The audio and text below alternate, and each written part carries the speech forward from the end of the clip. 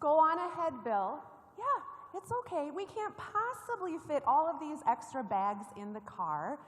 Now you run home, and then you come back here to get me at church. I'll wait and watch for you.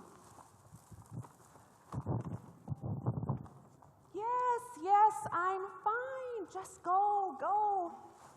I love you too. Bye-bye. I just love that man. Can you believe we've been married for 40 years? He still treats me like a queen.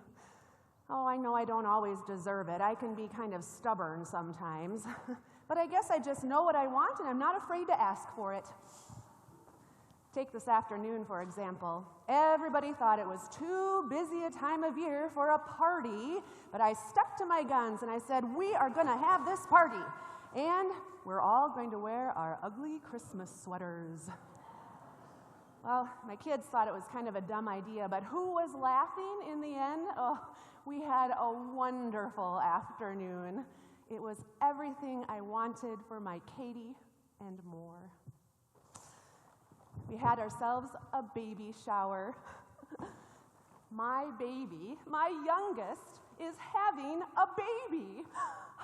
And she's been such a trooper. I guess you become a trooper when you have 4 older brothers to deal with your whole life. And to say that she was Bill's favorite and still is, well, that's an understatement. There is something about that bond between a daddy and his little girl. But I love my little girl too. And now we will share another bond. She's having a boy. Can you believe it, a boy? You know, these kids these days, they can't seem to wait for anything. They have to know and plan and get everything ready to go. So we had another party before this, one of those gender reveal parties.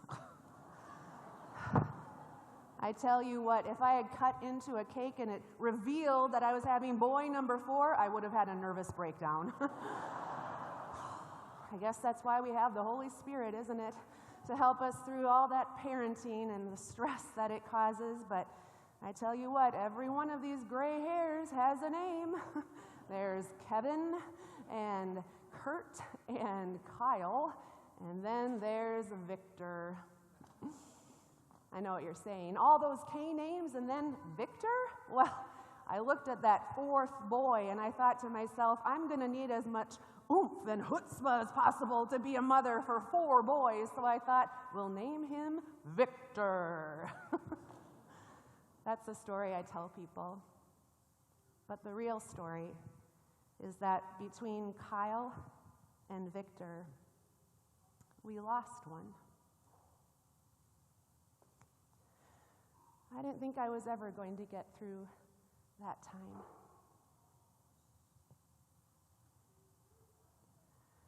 Those were dark days for Bill and me. I don't think I've ever felt such profound sadness and loss. Oh, and that name, Victor, it's not really about me and victory. It's about God. How God was victorious over all of our despairing and sorrow and somehow surprised us with a boy. And then a girl, our Katie. You know, it's different watching your daughter be pregnant. Oh, I've loved watching my daughters-in-laws and their pregnancies. So special, so wonderful to think of my boys as fathers. But something about your flesh and blood carrying this fragile life within them. I tell you, I almost want to take her place. I just worry about her so. She doesn't seem to be worried at all. I think she gets that quiet calm from her dad. But I just wonder, is she prepared for all the changes that this baby will bring to her and to her husband? And it's not that they're not prepared. I mean, they are prepared. They've got the whole nursery set up just so, and they've picked out colors and themes, and their theme is giraffes. Everywhere you look, there's a giraffe. And, I wonder if this kid is going to have a complex, like, I have a really long neck. Or maybe they start to see giraffes everywhere and it becomes a complex. Well, I think they've bought every giraffe in this whole city. And then today at the shower, wouldn't you know it, they got this gift that everybody's talking about, Sophie the giraffe. Apparently all the rage, but not a church toy, in my opinion. I tell you, with all of this stuff they got here, more clothes than I ever had with all 4 of my boys put together. And then there's the cloth diapers and the baby wipe warmer and the organic baby wipes and the jogging stroller and the pack and play and the swing. I mean, they are prepared.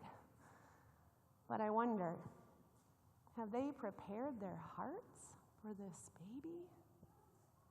Have they done any of that work of preparation? I don't know. Maybe it's just because it's this time of year. I look around, and I look around even here at church and all the preparations that we have for Christmas. So many beautiful things that we set up and decorate with. Oh, and did I tell you this baby is due on December 25th? Can you beat that? A baby boy due on Christmas Day. I can't help but look at my Katie and think about Mary. So young, so much happening in her life. It must have been reassuring for her to have a cousin like Elizabeth, someone who could just be with her in that pregnancy, not look at her and say, Mary, you're looking a little bloated. Or, Mary, pregnant? You're not even married. What a scandal for our family. No, Elizabeth, blessed are you among women. And what an honor for me to have a visit from the mother of my Lord. Did you ever think about that? How it was that Elizabeth knew that Mary was pregnant? I mean, it had to be the Holy Spirit. Mary never told Elizabeth, I'm pregnant. She just showed up, and Elizabeth knew, and Elizabeth rejoiced. I think that's a lot like faith. You just know that God's promises are true, and you rejoice even when you don't know what the future will hold. You watch, and you wait, and you trust. A wise woman I once know said, waiting is an act of worship. Waiting is an act of worship. Oh, I knew that Katie was pregnant. I mean, she didn't even have to tell me. Maybe it's a mother thing, but I just knew. I saw that glow. I just saw that life within her. And then she gave me a phone call that about scared me to death. She called crying, and I picked up the phone. Oh, Katie, what is it? And she said, Mom, it moved. It's like an alien in there, but it moved. And we laughed, and we cried, and something leaped within both of us that day. And I think it was life, and it was hope. Maybe that's what leaped inside of Elizabeth and Mary that time they came together. Hope. Hope Elizabeth had not only for her son, but hope for what God was doing through Mary. And how it was that a promise was finally coming to be revealed among them. Promise all wrapped up in hope in a little baby. Oh, say, I was supposed to be watching for Bill. Oh, good heavens. Some people say I'm a talker. Well, sometimes Bill doesn't get a word in edgewise. I understand that, but boy, does that man have the patience of Job. Sometimes I wish I had a little more patience. It's hard to wait for a ride to pick you up, for a prayer to be answered, for someone to understand your needs, for a baby to be born. You know, if I could, I would slow down the clock just a little bit wait just a little bit longer for this little boy to arrive? I mean, Katie doesn't know it yet, but once that baby's born, once that wait is over, well, you trade in a whole set of worries for a whole new set of worries. I mean, what kind of world is this child being born into? So much hatred and violence and division, and I guess that's why we need this time of year, isn't it? To be reminded that hope is stronger than fear. I think that's why Mary was able to sing her magnificent song, because she trusted that hope was stronger than fear. And despite all the darkness and uncertainty in her life, she could still sing because God had made a promise to her, and so she sang with her whole heart. And I guess that's why we can sing too, isn't it?